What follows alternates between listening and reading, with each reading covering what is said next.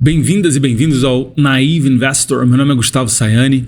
Hoje é dia 26 de fevereiro de 2025 e este é nosso episódio número 1140. Temos uma série em curso sobre o Bradesco e eu vou dar uma repassada aqui antes de falar que esse vai ser o último episódio na série, tá? E eu já explico por quê. Acho que um dos aspectos mais sedutores aqui no momento sobre o Bradesco como uma possibilidade de investimento é o fato dele estar custando menos de 5 anos do lucro médio dele nos últimos 10, tá? Você imagina, né? A gente compra ela agora, 5 anos a gente recebe de volta, quer dizer, a gente empata o nosso investimento e pro resto da vida é só lucro pra gente, mal comparando, né? Então tá aqui, ó, 4,78 vezes a um preço recente, tá? Não sei se mudou muito de dias pra cá. Aliás, não custa nada nem olhar isso, peraí.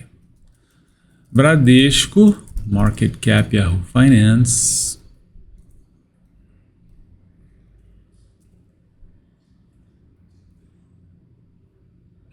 Não apareceu aqui. Vou ver nesse aqui.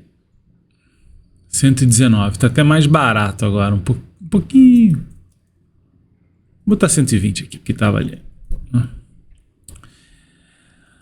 De todo modo, é isso, né? Pensar que a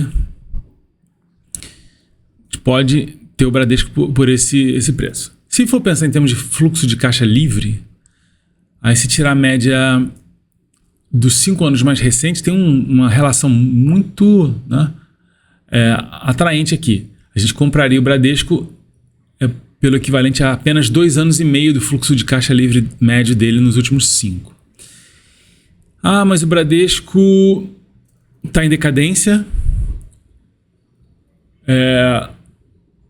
Não vai ser o mesmo depois dessa nova leva de entrantes, né, dos bancos mais contemporâneos.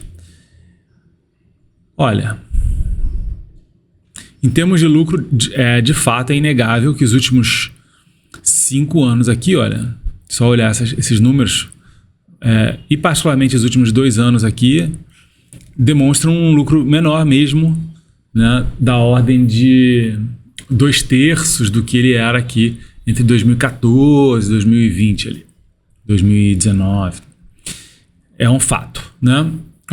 Tá escrito aqui. Receita.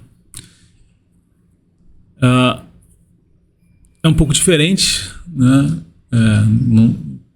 Já teve menor do que está agora. É claro, se eu soubesse muito claramente, eu não estaria aqui especulando, já que os meus vídeos são sobre eu aprendendo, né? Não muito sobre eu ensinando, né? Então tem todo um pensamento sobre qual é a possibilidade, qual é a força, né, de um Itaú, de um Bradesco, Banco do Brasil, Caixa Econômica, ou seja, dos gigantes assim, de manterem sua fatia de mercado, né? Nós vimos um movimento, eu acho, bem positivo de um maior acesso, né, das camadas sociais menos abastadas ao sistema bancário. É muito difícil, assim, para mim é impossível declarar se o Bradesco ou mesmo Itaú ou Nubank, né, vão ser os donos do pedaço aí daqui a 10 anos, né? O que eu ia fazer aqui é o seguinte, ó. Tem uma questão também de capacidade de análise, porque os bancos são muito diferentes de uma fábrica, né? Porque eles emprestam dinheiro e essencialmente ganham dinheiro com os juros dos seus empréstimos, né? Sim, tem outros serviços e coisa e tal, mas eu diria que esse é o fundamento, né, de um banco. E aí analisar isso envolve analisar qualidade de carteira de crédito, para quem esse banco está emprestando, qual a chance das pessoas não pagarem de volta. E, sim, eu estou ciente que houve um grande debate sobre uma busca para melhorar a qualidade mesmo dessa carteira do Bradesco. E também, paralelo a isso, o Bradesco ficou para trás tecnologicamente. Seus sistemas e aplicativos ficaram muito para trás do Itaú, para não dizer dos outros. Para não dizer não, acho que o Itaú hoje, do que eu vejo, né, tá bem competitivo, né? E aí o Bradesco está, aparentemente, pelo que eu levantei e pesquisei, está fazendo esse esforço agora, investindo mesmo em recuperar esse terreno aí.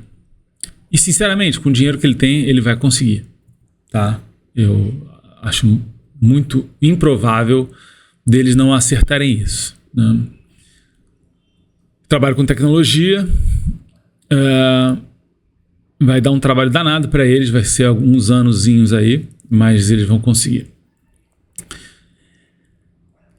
Tá. Qual é o meu ponto agora?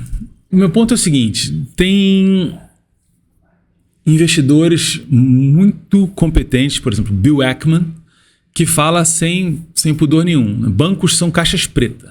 Você não sabe o que está acontecendo ali dentro. Como investidor, você não sabe. Né? Temos, por exemplo, um Warren Buffett, que ao longo da sua carreira investiu sim em bancos, nunca se tornou uma peça grande da carteira dele, o setor bancário. Né? E vez por outra ele tomou rasteiras bem grandes. Né? Recentemente, há poucos anos atrás, 5, 6, 7 anos, não sei. Me escapa agora o nome do banco, né? Mas é um banco de varejo e tal que teve eles fizeram contas mentirosas para inflar número de correntistas e tal. Wells Fargo, talvez? Provavelmente Wells Fargo. E vai tendo algumas coisas assim decepcionantes em relação ao sistema bancário, né? Por outro lado, no Brasil, o sistema bancário após essa consolidação, né, que o Brasil tem muito pouco banco, né, comparado com a Europa, por exemplo, esses bancos se tornaram muito lucrativos, né, muito, muito, muito lucrativos. Não é à toa que chega o cara lá, o Vélez, lá do Nubank, que é um cara estrangeiro, e fala, como assim? Só tem 4 ou 5 bancos no Brasil? Mas, de todo modo, é isso. É uma caixa preta difícil de analisar. E eu não tenho nenhum ponto de vantagem em análise de bancos. Aí o que eu fiz, sabe o que? Eu vim no ChatGPT e procurei aqui, já que eu sou do mundo do Value Investing, né? Is there a Value Investing book or website on how to analyze banks? Ou seja, existe algum livro ou site de Value Investing sobre como analisar bancos? Aí ele indicou alguns aqui, ó, The Bank Investors Handbook, Investing in Banks, Commercial Banking Handbook. Aí ele fala o Margin of Safety, que é um clássico dos clássicos aqui, só não é mais clássico do que os livros do Ben Graham, né? Esse eu já li. Mas confesso que a parte de instituições financeiras que ele menciona aqui, eu não me lembro especificamente. Talvez seja uma ótima oportunidade de dar uma revisitada, né? Então eu vou pesquisar aqui, né? Em vídeo, né? Tentar entender aqui.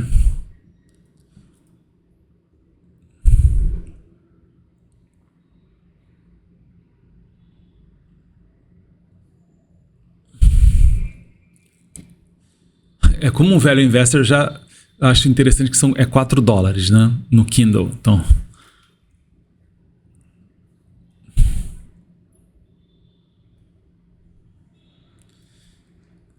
Investing in Banks.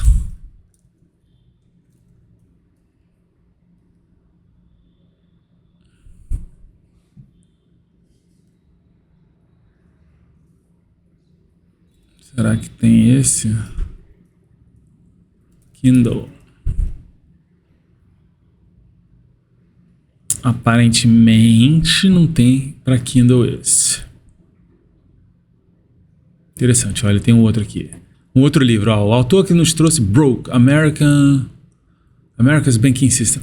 Bom, tem o fato de ser nos Estados Unidos. É diferente? Eu acredito que é bem diferente. Mas o fundamento de viver de empréstimo, né? Eu acho que se mantém. Aí tem alguns sites. Eu conheço esses sites aqui, não, Macro Trends, não se conhece muito bem.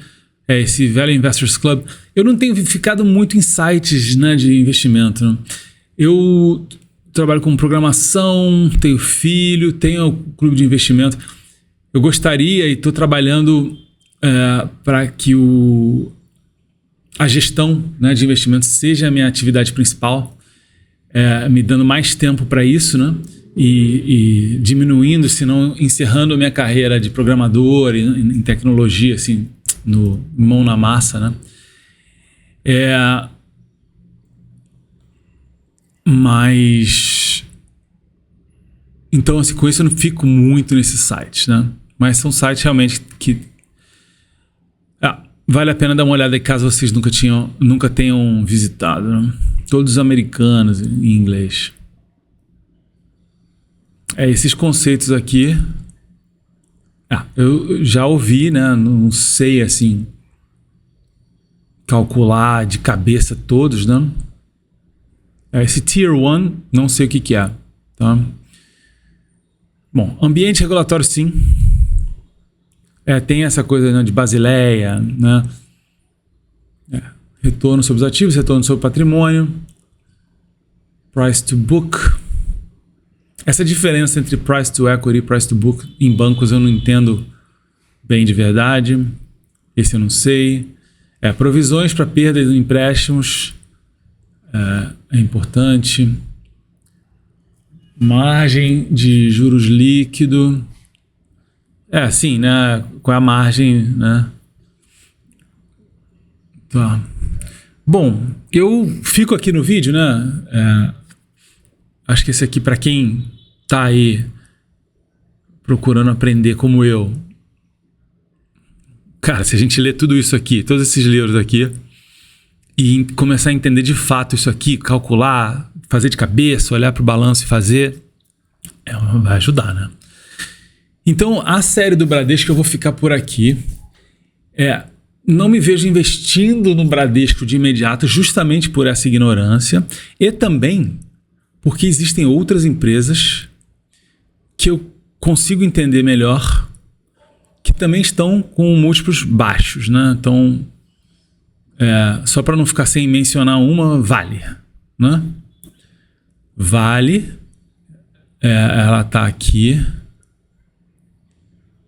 Uma empresa com pouca dívida. Aliás, eu tenho que daqui a pouco fazer atualização para o ano inteiro da Vale. De repente, no próximo episódio. Dívida sobre patrimônio, 0,4.